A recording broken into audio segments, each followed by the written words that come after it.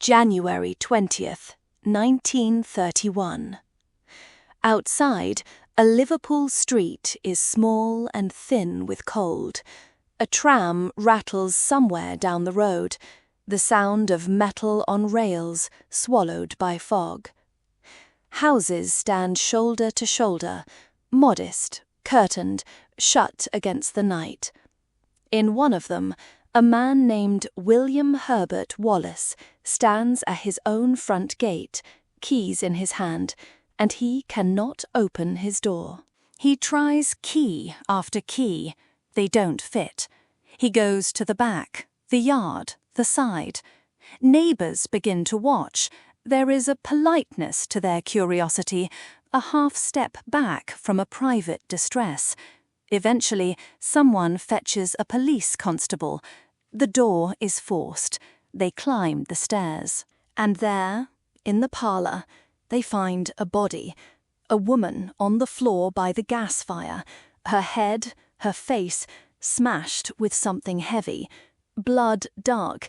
The room oddly domestic and tidy, as if nothing violent has passed through it at all. If the house was locked from the inside, how did the killer get in and out? This is still unanswered. I'm Eleanor Price. Tonight, we return to a case that has been called many things: baffling, unparalleled, and, in the language of police reports, singular. It's the murder of Julia Wallace, the trial and conviction of her husband, William, and a riddle experienced by generations of detectives and writers. A locked house, a strange telephone call, a man who seemed, to many at least, both the perfect suspect and the most unlikely murderer. Over the next hour, we will move through the night, the investigation, the trial, and the strange legal afterlife of a case that never really settled into an answer.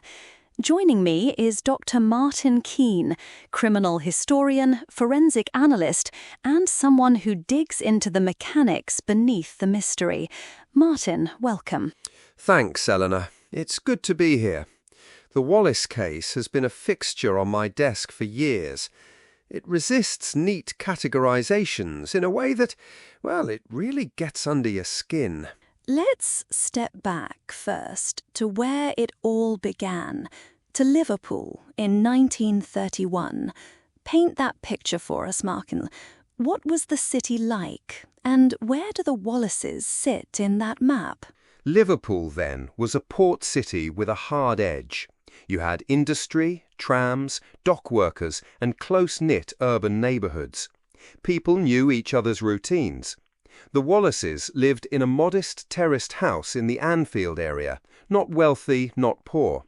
William was an insurance agent. He made regular rounds, kept to schedules, was known at the local chess club. Julia was older than William by a few years. Reports describe her as quiet, homebound, somebody who didn't seek attention. They had no children. Their lives, in many accounts, were built on habit: the chess evenings, the walking routes, the visits to friends. That predictability is important because it creates both a strong alibi framework and, paradoxically, a vulnerability. Right. Habit gives structure, but it also makes you visible. A man who always leaves the house at a certain time is noticeable when he doesn't. A life of routine can be used as evidence or used against you. Let's move now to the night before the murder, the call that begins the whole strange choreography. It is the evening of Monday, January 19th. William Wallace attends his chess club at the Central Chess Club in Liverpool. Sometime during the meeting, a message arrives, a telephone call asking for Mr. Wallace. He is told that a man named R.M. Qualtrough wants to see him about a new insurance arrangement and that he should call at an address in Menlove Gardens East. William writes this down. His wife is home. He returns to the house that night and they sleep. Nothing overtly alarming yet. Then the next day, the phone call, or the promise of the meeting, becomes the wheel on which the rest spins. What fascinates me is the precision of that call. Whoever made it or organized the message knew the chess club's routine, when Wallace would be there, how to reach him. The name Qualtrough is odd. It had the high, formal ring of a professional, but there's no record of such a man in the registries connected to the insurance industry at the time. It reads, to me, like someone attempting to manufacture plausibility. A name that sounds plausible, but can't be checked easily. The message was left at the club desk, passed on to him. William says he intends to go the next evening. He leaves home on the night of the 20th, locks the front door, and sets out for Menlove Gardens East. Except there is no Menlove Gardens East. We will walk that evening with him in a moment, but first, this is where the two images of William begin to split for most listeners and for the police at the time. On the one hand, a man lured away from his home by a carefully staged phone call, leaving his wife alone. On the other, a man who, by arranging this call, could have created himself a near-perfect alibi. Both sound plausible, and both sound like the setup to a locked room question. Martin, how do we reconstruct William's movements on that night? We can do it fairly well, because there are a number of witness statements. He leaves home shortly after 7 p.m. He walks to the tram, speaks to drivers and passengers as he asks for Menlove Gardens East, which doesn't exist. He describes asking at shops, asking at tram stops, the sort of flustered search someone would do if they'd genuinely been given the wrong information. Witness timing suggests he wandered for an hour or so, then returned home, found the door reluctant, called for assistance, and then, with neighbours and a constable, entered the house to make the grim discovery upstairs. That wandering is pivotal in how the story unfolds. On the records, it's both the scene of William's possible innocence and the stagecraft of his possible guilt. Now, let's return listeners to that house, to the moment they open the door. The front hall, a coal scuttle, a small mirror, keys, and the faint smell of damp wool. Footsteps in the hallway. Then the parlor door opens, and the room reveals itself. A coal fire still alight, the armchairs, the mantel clock gone slightly forward on its time. Julia is on the floor beside the fireplace. Her skull has been crushed.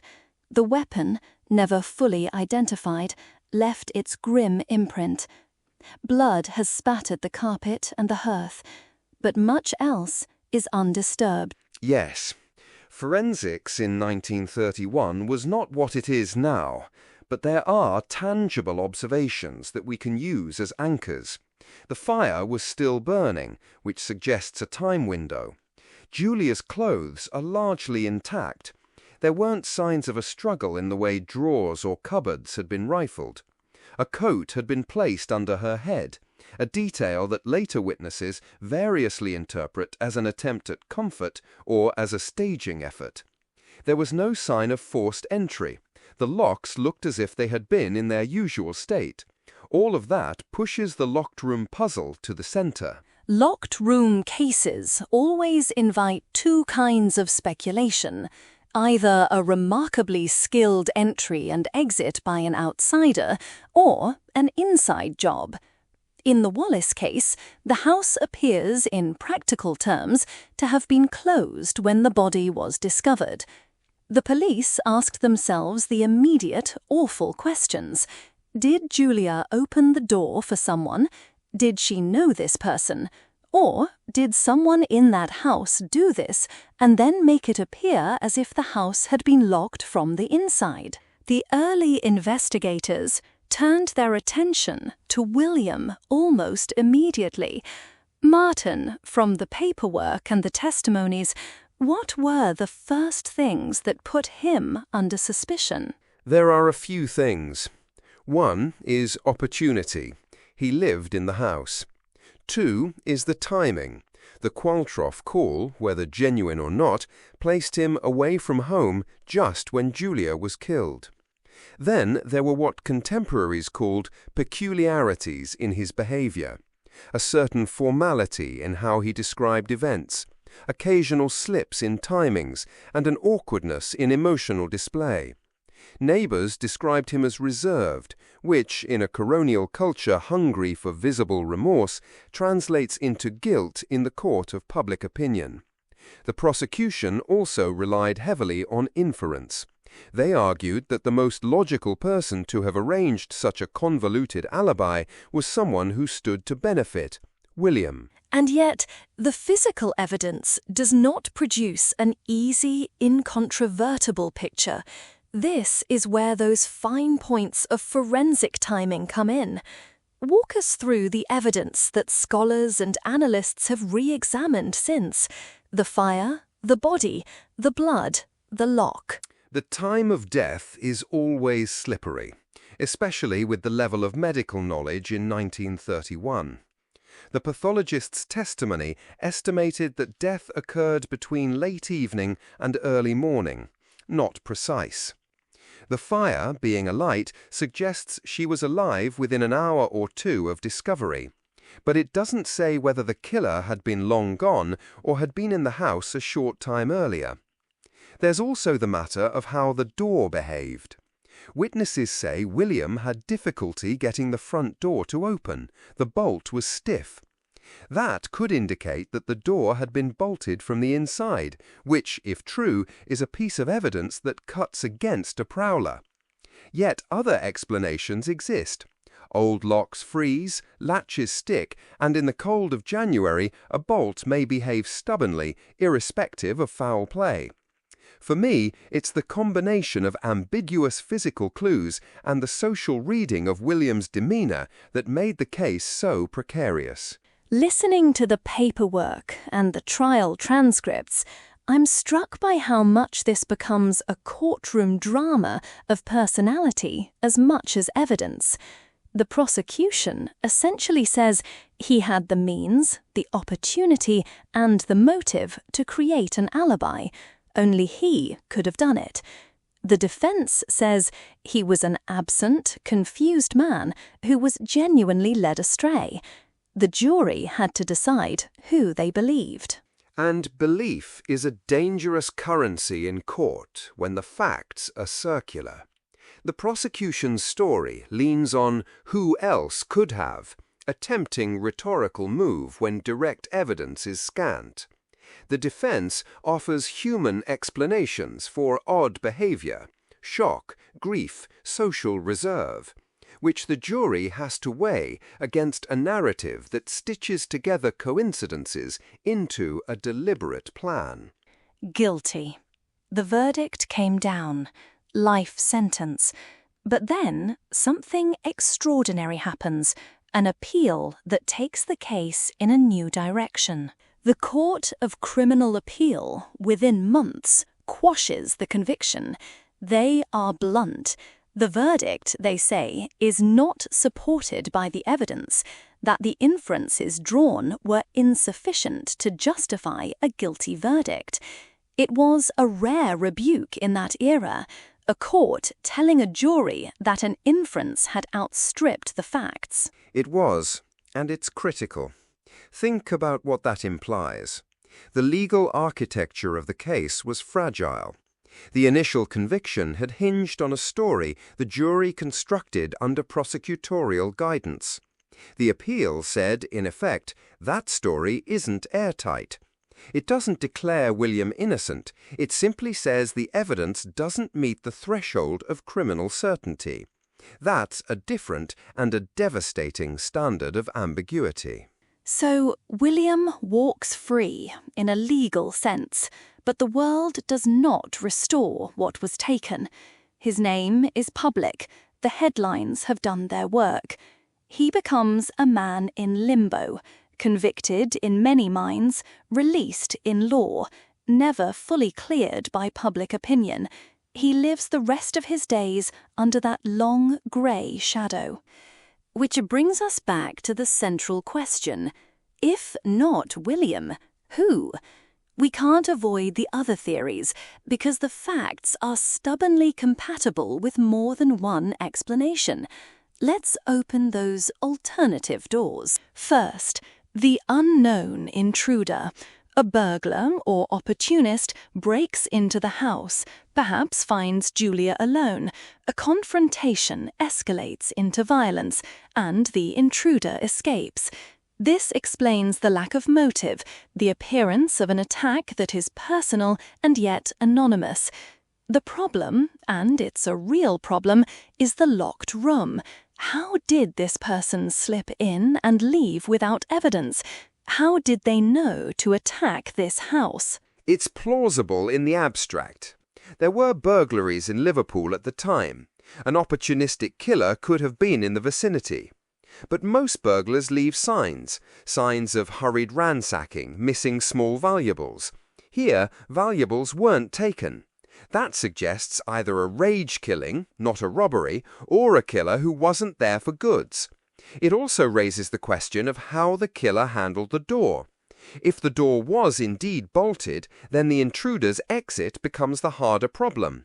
If the door wasn't bolted, if it simply stuck, the intruder theory regains a little plausibility. Second, a neighbour theory. Someone local, someone who knew the Wallaces' habits, their quiet lives. There are theories in the historical record about neighbours who might have had petty grudges, or who had the local knowledge necessary to craft a call that would lure Wallace away. This addresses the phone call and explains how someone could time themselves to arrive unnoticed. Yes, local knowledge matters a great deal in cases like this. A neighbour knows the rhythms of the household. They can guess where William will be at a certain hour. But while that theory can make the phone call more explainable, it doesn't fully solve the locked house problem. And in the archival record, there was never a conclusive local suspect able to be tied to the crime.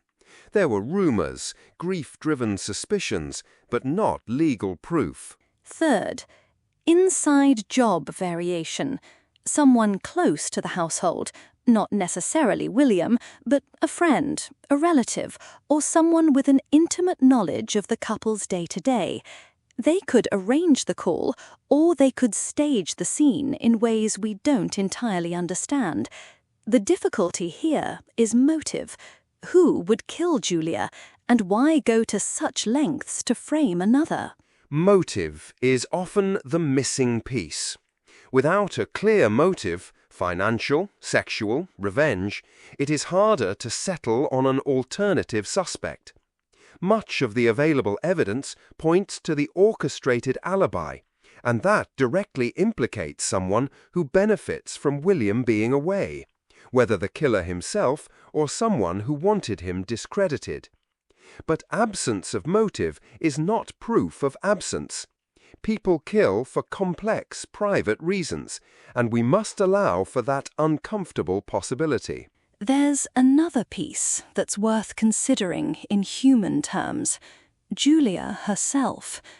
For too long in this case, she is reduced to an object of investigation, rather than the subject of her own story. What do we know about her? What do we not know? We know little, and that in itself is telling. She was older than her husband, reserved, not someone with many public ties. She didn't make headlines before her death. That secrecy has allowed her to be effaced by the spectacle of the case. It's important to remember, and to state plainly, that this was a woman in a modest home who died brutally. The case often pivots onto the man accused, but the victim's life deserves reconstruction if possible. Unfortunately, the records are thin. There are a few witness impressions, some family memories, but she remains, tragically, peripheral in the archive. That absence of Julia as a defined person in the records makes the case feel colder. Her life is a blank area in a story where the accused is over-defined. That imbalance is part of why this case lingers. We want to complete Julia's story, and we can't. Now, I want to try an exercise with you, Martin. Let's reconstruct the night in 3 tight scenarios, 3 competing timelines. We'll walk them as if they're happening in the present tense, and at the end of each, I'll ask you to say what holds and what breaks. Are you ready? Ready. Scenario 1. William as the killer. He arranges the echoing phone call to the chess club, or he makes the call himself, giving a false name and an address that doesn't exist. He kills Julia before he leaves, perhaps in a fit of rage or with a plan already formed. He secures the house in a way that makes it look locked from the inside, then leaves, executing the act of searching for Menlove Gardens as a carefully performed alibi. He returns later, pretends surprise at failing to open the door, calls for the police, and feigns shock and sorrow. The jury fills in motive as jealousy, resentment, or control.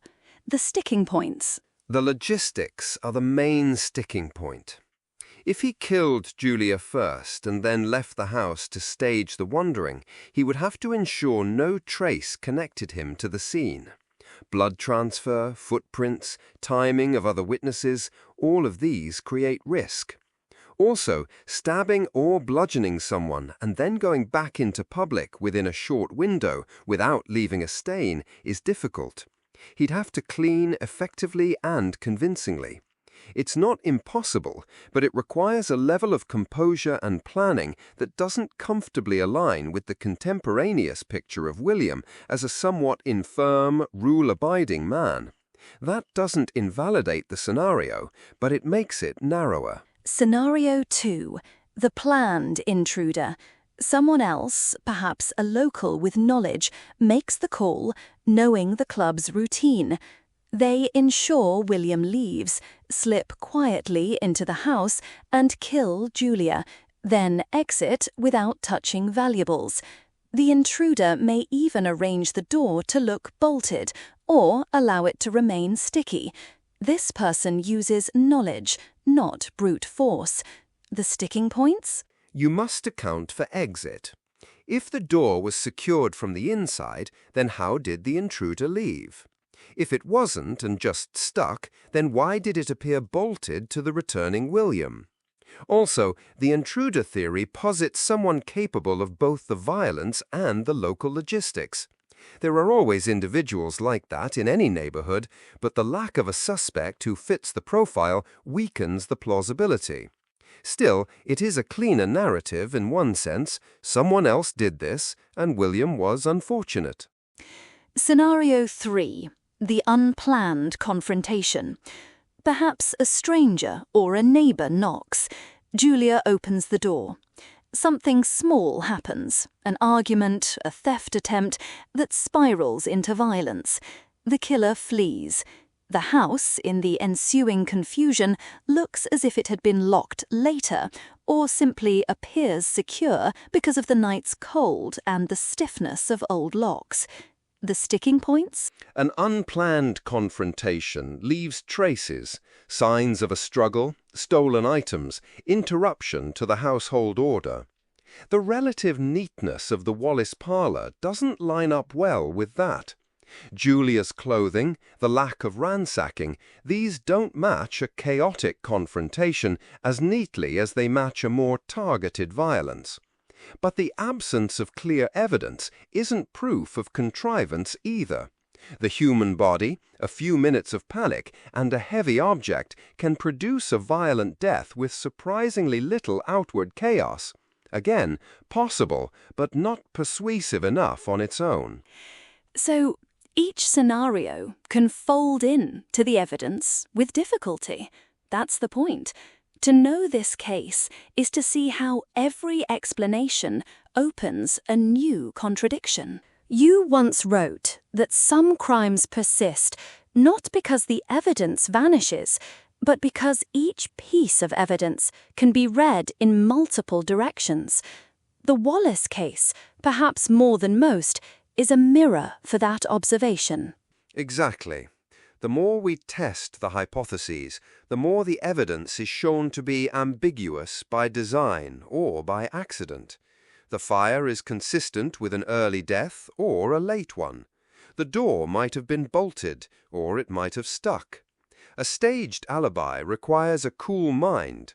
A genuine, panicked search could look identical from a distance to a staged one. Humans are good at telling stories from shards, but sometimes the shards will fit multiple pictures. Why does this case endure? Why do we, in the present, nearly a century on, keep returning to a Liverpool flat with a dead woman and a husband with uneven reactions? Partly because locked room puzzles have a particular appeal. We like to be confounded. But partly because the Wallace case gives us social texture, the way a community reacts to uncertainty, how the courts concede to public feeling, and how a life can be dismantled by suspicion, even when a court later balks. It also touches a broader unease, that our justice systems sometimes have to make decisions under pressure, and those decisions can cut either way. Overturning the conviction in 1931 was an extraordinary act. It acknowledged that the state had perhaps overreached. Yet the public's appetite for narrative closure didn't end. In many ways, it hardened into a belief rather than a verdict. And from a forensic historical perspective, the case is a reminder that the science of crime evolved slowly. Today, we'd ask for DNA, we'd check shoe prints, we'd do meticulous timelines with CCTV and mobile data. None of that existed then. The Wallace case invites the question, had modern techniques been available, would we have a different record? Possibly. But there's also a truth that evidence alone does not guarantee story clarity. Facts have to be interpreted, and interpretation is human and fallible. Before we close, I want to invite our listeners to do what juries must do, to weigh, to imagine, to decide. I'll give you the key questions, and we'll leave them in the quiet for a moment. Question 1. Was the Qualtrough call an ingenious ruse or an unfortunate deception? Question 2. Did William Wallace possess the planning, the nerve, and the physical wherewithal to commit this crime and then walk into public as he did? Question 3. Could a stranger have entered and left a seemingly locked house without leaving a trace? And perhaps most importantly, who was Julia Wallace beyond the label of victim in the papers, and what about her life matters to our understanding of the event?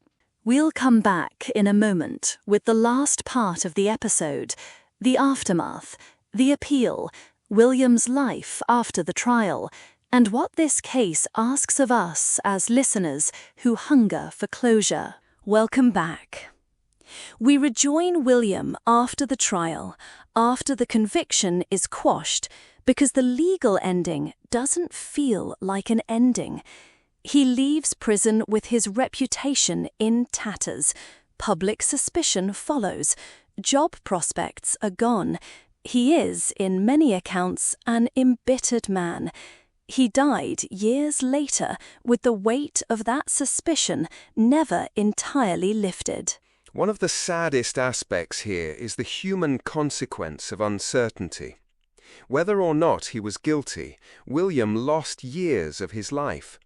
Conversely, Julia's death is the permanent, irrevocable harm. Her life can't be returned to her family. The courts can reverse decisions, they can't resurrect people. In the subsequent decades, writers and investigators have pulled at this case. Some argue for William's guilt as an elegant solution, one man, one plan.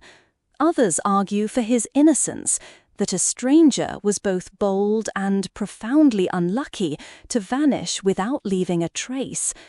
Over the years, the case has accumulated theories like barnacles on a hull. None has made the hull less opaque. Let me read to you an excerpt from the opinion of the Court of Criminal Appeal. They wrote, "We are not of the opinion that the verdict is one which should have been returned upon the evidence." Those words were a judicial rebuke to the jury's certainty. They didn't exonerate with flourish, they merely curtailed the state's ability to hold the man as convicted. That's legally heavy and personally lighter. In no way did it restore the Wallaces' lives to what they'd been. And importantly, the appeal didn't say, "We think you did not do it."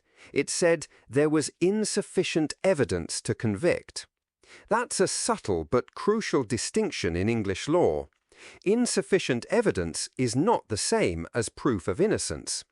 This leaves a social verdict, the one delivered by newspapers, gossip, and human memory, to fill the vacuum. It's worth asking, if the case came before us now, with modern forensics and obsessive digital records, would our answer change?